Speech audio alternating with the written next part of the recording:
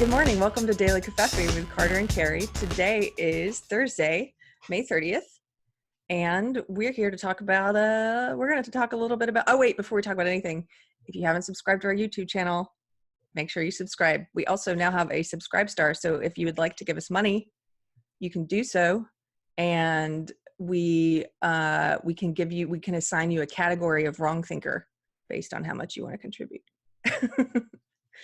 Anyway, Yes. welcome. Welcome. In fact, we have our first subscribe star subscriber. I was going to say patron. I keep wanting to call them patrons. Subscriber.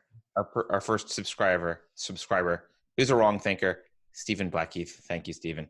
We'll put you in the credits, maybe even today if I have time. So yeah, hop on over to Subscribe Star. What we're going to talk about today, Keri, is I think it could get interesting. It seems like a minor thing. Talking about tweets always seems like a minor thing, especially when they're from people who are career comedians and actors.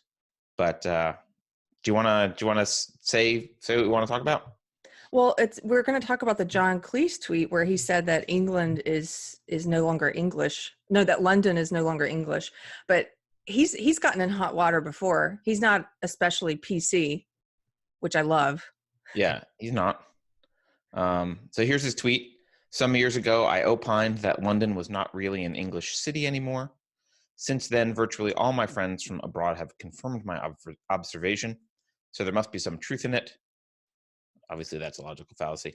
I note also that London was the UK city that voted most strongly to remain in the EU. So John Cleese is a Brexit person. So he tweeted this. To me, Keri, it seems pretty innocuous. Yeah, I mean, it's a statement of fact. It's also not what we've talked about before, where people assume a value judgment when you state a fact sometimes. Clearly, he probably is upset, or that it's not the England that he remembers anymore. But he's not even saying that. He's just stating something that's a fact, and people got really upset about it. Well, you know the type who got upset about it, SJWs, people who say that you can't say stuff like this. It's a hate fact. So let's see the reaction, because I think this woman on this show is a great example. So this is Good Morning Britain. There's 3 people on this show. Only one of them thinks this is about race. Well, I think can't tell what the hosts think. Yeah, some of the hosts do too, but in terms of the guests. All right, here we go. Good Morning Britain. I should probably turn on the sound. What was your objection to it, Shola? Obviously, lots of people saying, it was racist, even though he didn't say London is no longer white. When he said London is no longer English, people are reading into that he meant it's not white enough. All right, let me first of all start by saying that with age should come wisdom, but clearly with John Cleese, it passed him by. The bottom... I have to stop already? Yeah. It just bothers me. She's like, let me just stop to say something rude and insulting about John Cleese. Like, you haven't made an argument. She's just saying he's dumb. That's her argument. Okay. But she's going to challenge him on how to be dumb in public. Bottom line is this. Referring to UK cities or London as non-English is a key point here. Britishness is not determined by the color of our skin. I am British. I'm not less British than John Cleese because I'm black. Can you pause it? So this is... This is called a straw man argument, guys. I mean, of course, I'm sure you're familiar with this, but he didn't say Britishness is determined by the color of skin. So what she's doing is constructing an argument that he didn't make and doesn't believe. And then she's tearing that down because that's easier than addressing what he actually said. He didn't say that. So, if I were him and I were on this panel next to her, I'd be like, great, we're in agreement. I didn't say it has anything to do with color of skin. Right. And she doesn't let go of this. Let's watch. The experience is it's not segregation. It's all about integration. It's not exclusion. it's about inclusion.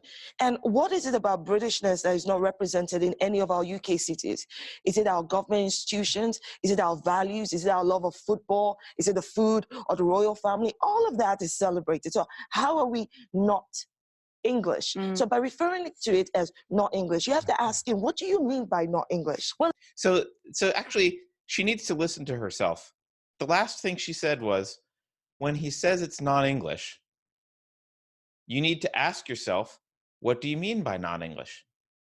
Yes, lady, that's what you need to do. You need to ask him, what do you mean by not English? Before you call him racist, before you jump on him for a whole bunch of stuff, you need to stop and ask him, what do you mean by it's not English? Perhaps he'll clarify for you, and you can, dial your blood pressure down and your outrage back a little bit and not accuse him of being racist. So it's weird that she says this. She's like, you need to stop and ask, what does he mean by this? But she doesn't. She just assumes he means that he's a racist. So, all right, we'll continue. Well, he does go on to clarify, and just to say at the end of it, he was making a point about Brexit, wasn't he? Because he's a Brexiteer, and at the end of it, he said, it's also worth noting that London was one of the most Remain places, i.e. But what he's suggesting is not a very English thing to do. Well, he went on to say, didn't he? He went against some of the criticism, and he said... She used the word ignorant, but she doesn't know what that word means. It's not ignorant. It's an opinion she doesn't like. Actually, it's not about racism, it's about culturalism. And he said that it's not as polite as it was, humorous, it's not as friendly as it was, those sorts of things. That is what is he was such saying. nonsense. This is a man who left the UK because it's full of foreigners and moved to a foreign country to become an immigrant. Please, let's not take him seriously. What's your view? Well, that particular point is a bit difficult to defend, I agree. But I think in terms of the racism issue, I don't see how this has anything to do with race. Look at the England football teams full of black players. No one would question their Englishness, right? They're English. It's not about race. What he's talking about, I think, is that look at London. 42% of people who live in London are, like me, foreign born, right? So there's a very significant immigrant population in London. Obviously, if you have half of a city, essentially, that are people who are first-generation immigrants, that is going to make it less of the local culture. No, it's just a fact of life, isn't it? No, the fact of that is, and you're absolutely right, but the fact of that is that the city has changed. That's fine. It's changed. But to say it's become less English is ridiculous. Either it's a stupid comment, so let me give you an example. Well, this is weird. The counter-argument to this is awesome. Let's let it go. I just want to pause for a minute. They're saying, well, the city's changed. That's really all he's saying. This is an old man who says, this is the London of my childhood. It's not English anymore. It's not the same London. It's not English anymore. It's different. It's an old man reminiscing that it's not the same anymore. And it's not. And this guy's like, how dare he say that it's not English? So basically the argument is what is English has changed? Okay, we can get into that, but let's listen to the... Wait, before... So this comedian, Konstantin Kisin, is one of our favorites. He's about to make a really great point. Yeah, he's great. Someday we want to have him on the show, because he is great. No, it's not. Well, first of all, it's nothing to do with race. But look at this. Look at it like this: if 50% of the people who lived in London were Scottish, would we be okay to say that it's less English than it was when it was 10%? We would say it is British. Okay? But answer the question. Would it be okay or not? Would it be okay? I'm trying to get my head around that. If 50% of the people who lived in London were Scottish, yes, would it be okay to say that London has become less English than it was when 10% of the people who lived in London were Scottish? Well, if they were Scottish, yeah. Right. So what...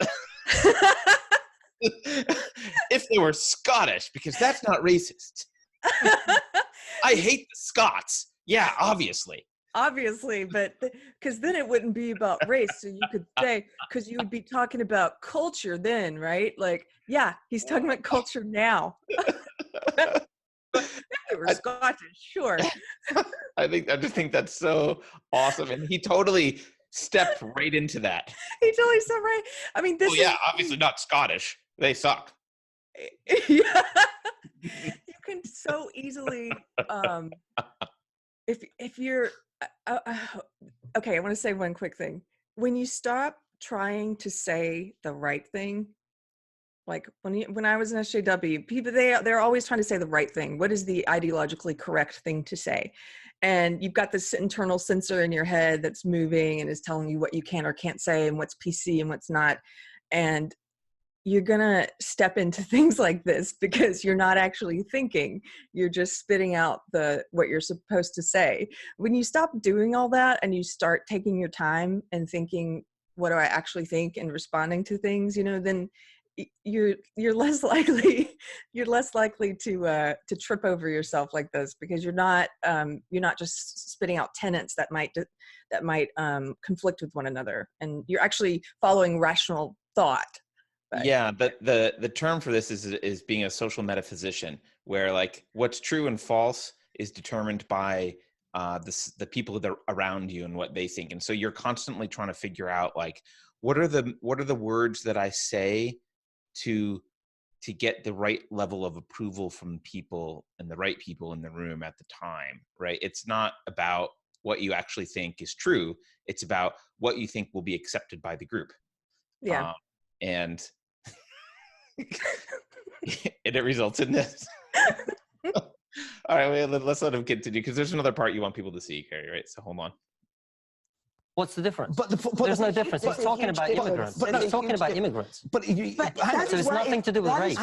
Do you not consider yourself as English? No. Why is that? Because I'm British. I'm a British. So when you go person. to Scotland, if you go to Scotland, so where have you come from? What do you say? Well, I'd say I live in London. I'm originally from Russia. But why can't you say I'm from England? It's because I'm not from England. I wasn't. No, I'm not. I wasn't born here. I didn't grow up here. I came here when you're in Scotland and you're on the road and there's an arrow pointed towards England. Do you not go that direction because that's where you're from, England? So why I'm can't not from England? I wasn't born here. I didn't. But you just said you're from. Are you from London? No. But where are you? So I live in London. Right. Well, I live just outside of London, in fact. Right. But I'm originally. It's complicated. Right. I have something to say about this, actually. This is not that hard to understand. Konstantin makes the point next that they're making this more complicated than it is. It's not that complicated. Like, look within the U.S., we have different cultures based on states. You know, when people ask me where I'm from South Carolina. That's especially when I lived in Los Angeles. That's a big difference. I lived in LA for 15 years. Was I from California? No. Where are you from? I'm from South Carolina. I'm Southern. It's very different.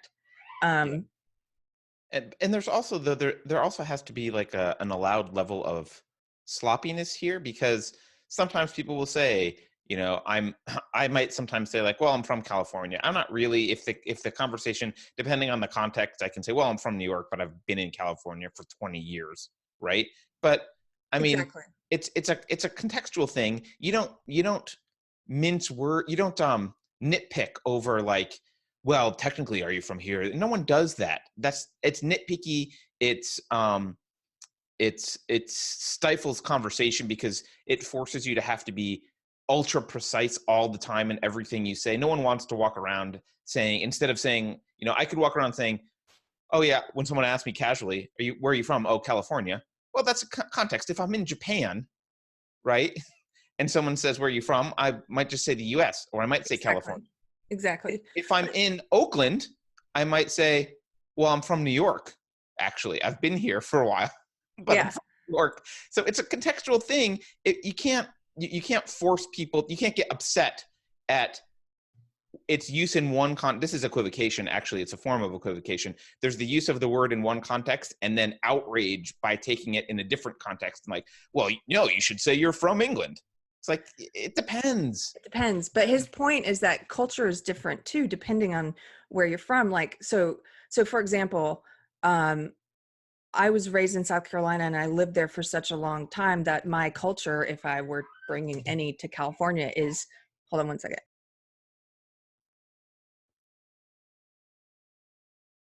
Sorry. Okay, I'm going to start that over.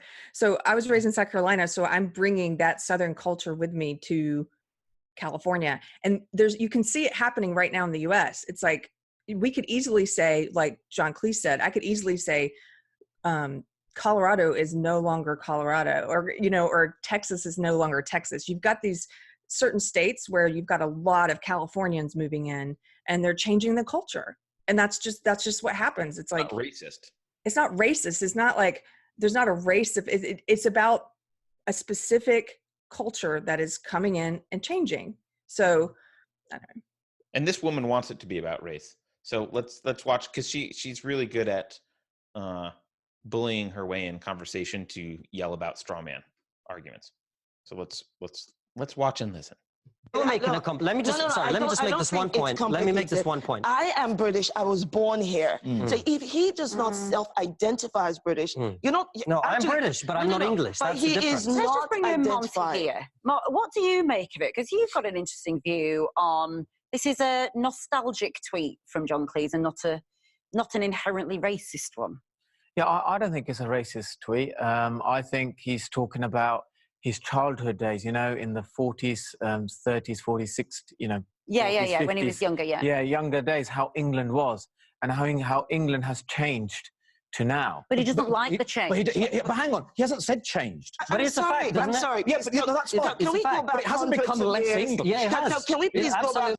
By the way, I don't know if you noticed, the guy was like, he's talking about how England has changed, and the host is like, but he doesn't like the change.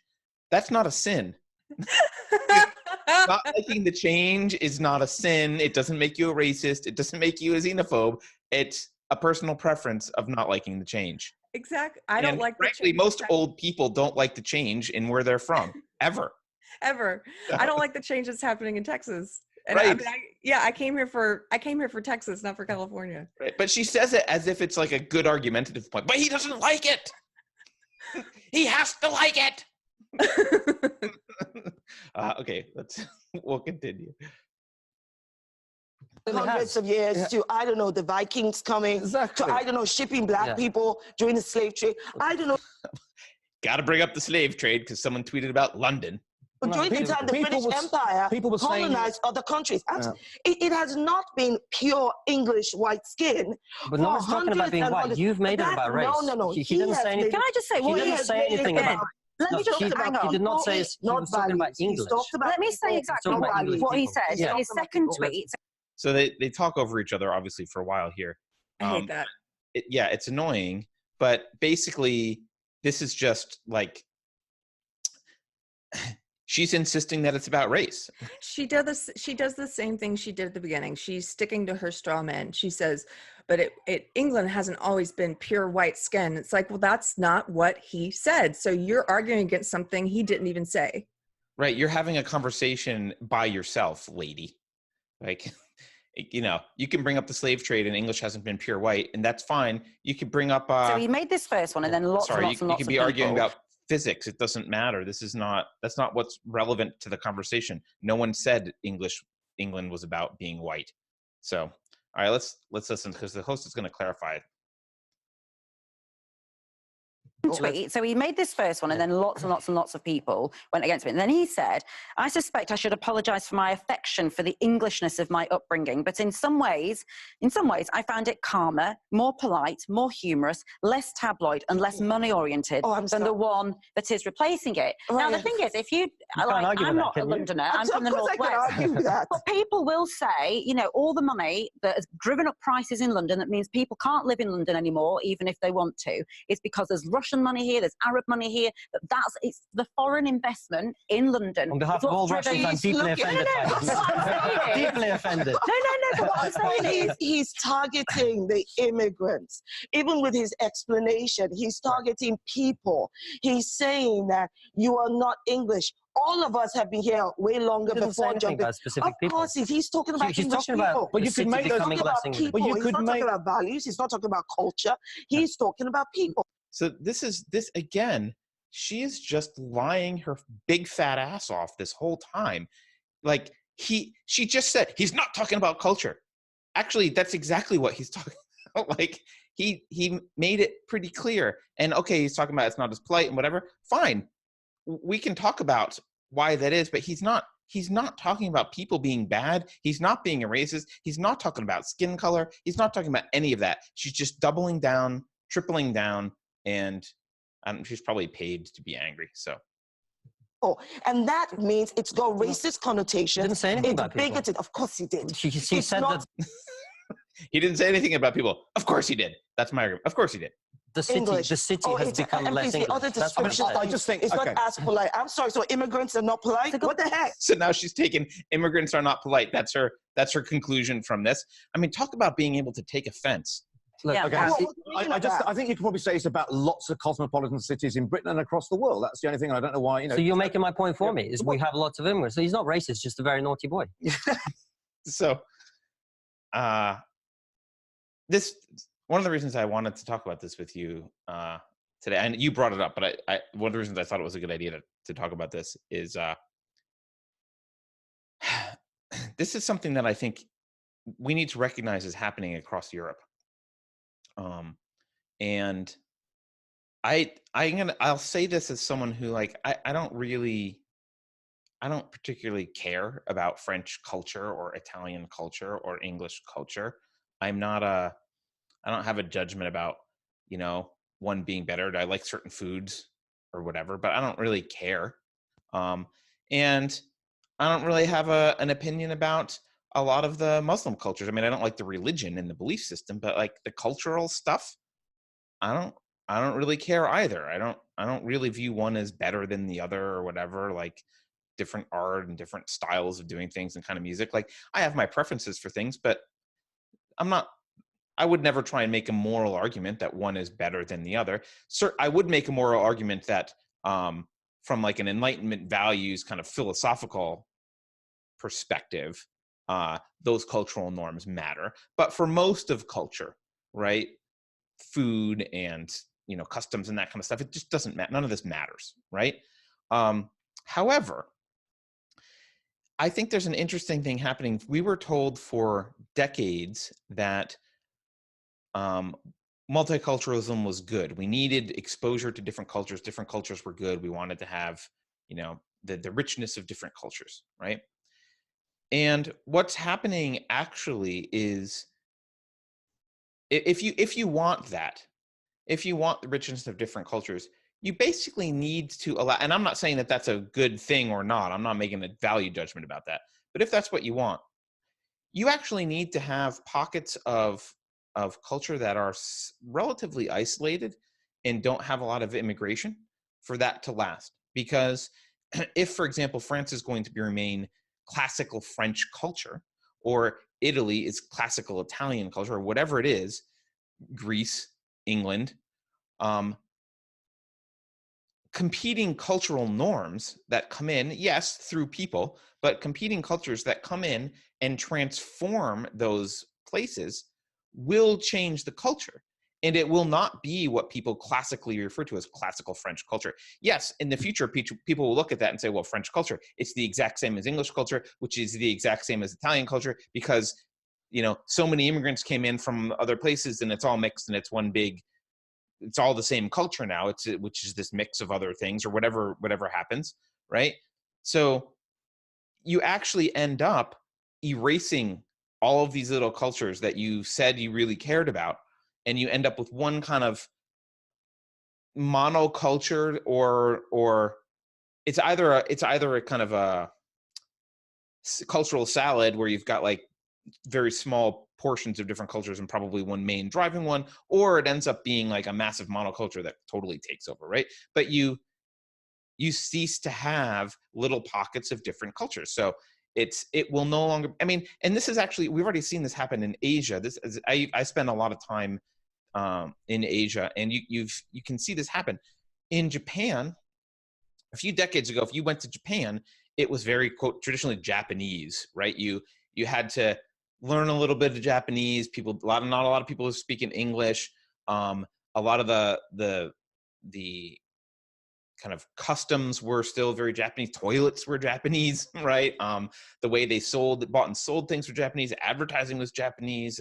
Like just the behavior was a lot, what we traditionally think is Japanese. Attire, right? More traditionally Japanese.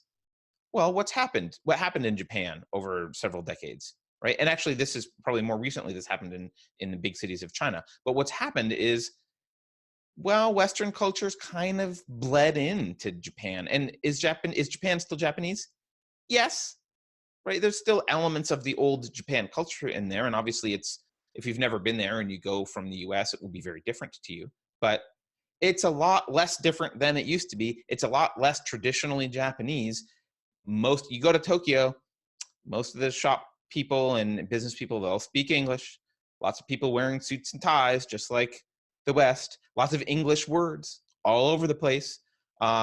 You know, yeah, people still bow, but there's some shaking hands, right? Some of that customs, Western toilets, right? Things have started to change, and that's.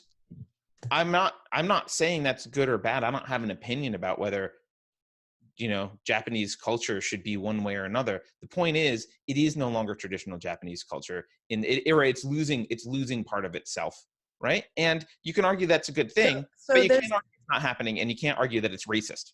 There's a joke that I think, well, we've talked about before, but it's so applicable. I'm bringing it up right now. It's that, and I actually tweeted this at John Cleese, but that joke about how heaven is where the police are British, the cooks are French, the mechanics German, the lovers Italian, and it's all organized by the Swiss. And hell is where the chefs are British, the mechanics are French, the lovers are Swiss, and the police are German, and it's all organized by the Italians. That is a funny joke. It won't be anymore. Yeah, it won't be anymore. None of that. Like in 30 years, they'll be like, what? British and French? They're all the same. All the same. Yeah. So it is a real issue, and I'm not a big cultural preservation guy in any kind of big philosophical sense for a lot of this stuff. Again, the caveat being for, you know, moral and philosophically valid stuff.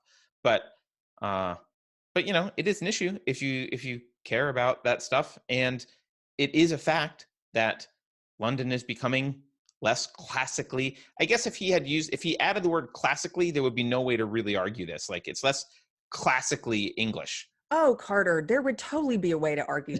I'm sorry.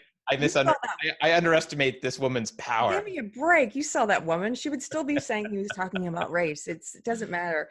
There was a tweet that somebody sent to John Cleese that he retweeted that I really liked. Just talking about culture. He says, most people love where they come from, and most people love the individuality of each country, city, culture, and person. It's what made your role as the bumbling English gentleman in A Fish Called Wanda, and its contrast with Kevin Kline's brash American, so memorable and funny.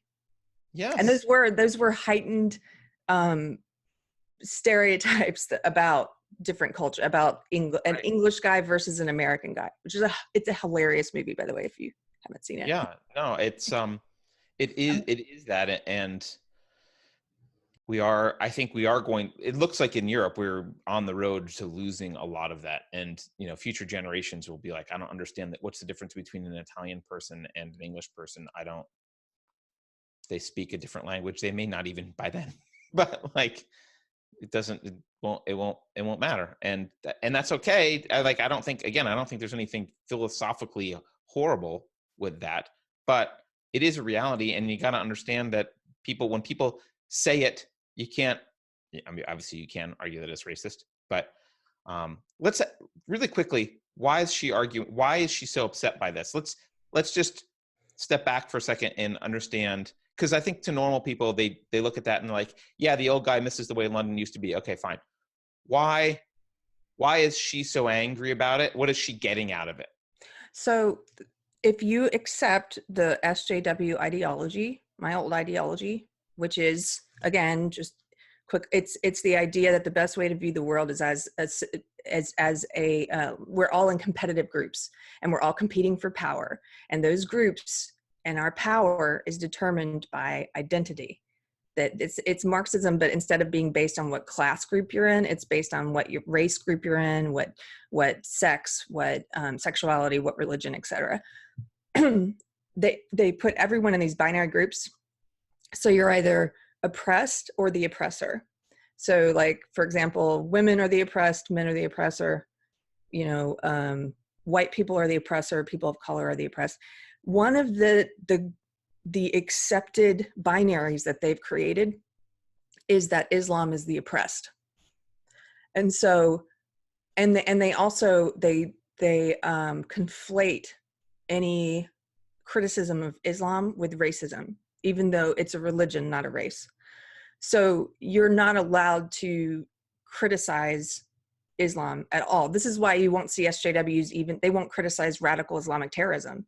They'll just simply ignore it. They're too afraid to talk about it. This is why you see the news came out last year in London. There's all these different child sex rings, like rape gangs that have been happening. And the police, there was an independent study that came out that said the police had ignored this sex ring for years. Rotherham is the big one, yeah. Yeah, because they were afraid of being called racist because the ring was run by men who were Muslim.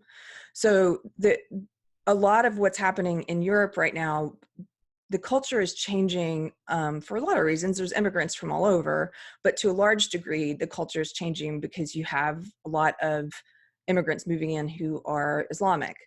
And so when people criticize that changing culture, what an SJW hears is, you're criticizing Islam, which is one of the oppressed groups. I must push back. Also, that is racist. Like, that's all they hear. So you're bringing up a really good point that no one, I think, even mentioned, which is the subtext here, which is never overtly identified, is Islamic immigration. It's Muslim immigration. This is about Muslims, to her at least. To John Cleese, it may, who knows what it's about. It may just be about changing culture and different. There's been studies on this. Different cultures co-locating, people do become less polite. They do become more insular, and like that's true. So if he's observing a less friendly, less polite, more insular London, that is because of other cultures coming in. That's what happens. Multiculturalism leads to that. That's what happens. So and that's been shown in studies.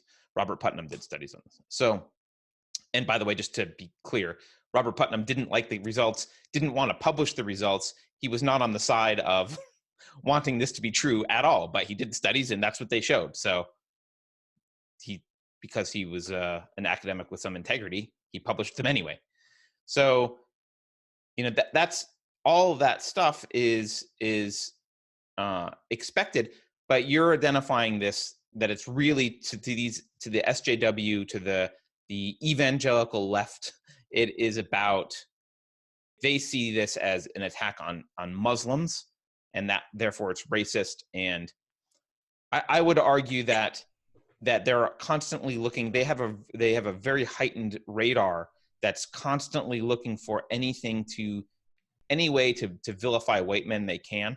And so he said something that could be construed, if you really reach, as maybe not liking Islam and therefore racist somehow. And therefore, yeah. But see, Constantine made the great point. He poked a complete hole in this balloon, which is that if most of the migration were coming from Scotland, you guys would have no problem with someone saying that the culture is changing. It's that you have a problem with anyone acknowledging the fact that the culture is changing because of an influx of Islamic immigrants. By the way, Morrissey, I was just looking for the quote because Morrissey was got in hot water again with SJWs for commenting about this. And he did explicitly, I think, say something about Islam, maybe. Oh, he says, you'll hear every accent under the sun apart from the British accent in Knightsbridge. He said a few other things as well, but they got really upset about it. Well, hey, guess what? He's stating a fact. Yeah, it's just true. That's all that is. Yeah, and the point that that was made about this, if the immigrants were Scottish, no one ever countered it. They just let it go. They changed the subject, and she yelled about racism some more. She actually didn't want him to ask the question. You could tell she was like, "Uh-oh." Yeah, they actually conceded the point. That host conceded the point. Yeah, but then it died, right? It was like, yeah, okay, you're right. But we're just going to go right back to arguing. Anyway, that was an interesting, sometimes I worry about doing shows like this, Keri, because I'm worried it's about a triviality. Like, I don't care one guy's tweet and whatever, but it's interesting culturally. I guess if people don't want to see this stuff, they can tell us. It's not a triviality. I mean, this is it's part of something much larger. You're going to continue to see people like him and like Morrissey and others, anybody who talks about a changing culture, it's a no-no. It's a big taboo. You're not supposed to talk about it. So you'll see more people get in hot water for mentioning it. And, That's true. All right. Well, cool. I guess we will end it there. Any last Any last words? That sounds very ominous. Any last words, Keri? People should go and support John Cleese. I'm due to watch Monty Python's Holy Grail again. I haven't seen it in a few years. I used to watch it all the time. It is one of my favorite movies, and I haven't seen it in years either. It's such a good movie. Yeah. But and he got lambasted last year, I believe. They were saying that Monty Python, they're looking at Monty Python through today's SJW lens, and people were like, it's too white and male. Okay. Anyway. Yes, but it's fucking funny. It's funny. Shut up. Yeah. All right. Well, hit subscribe. We'll talk to you later. We'll see you later today for Deprogrammed with James Lindsay.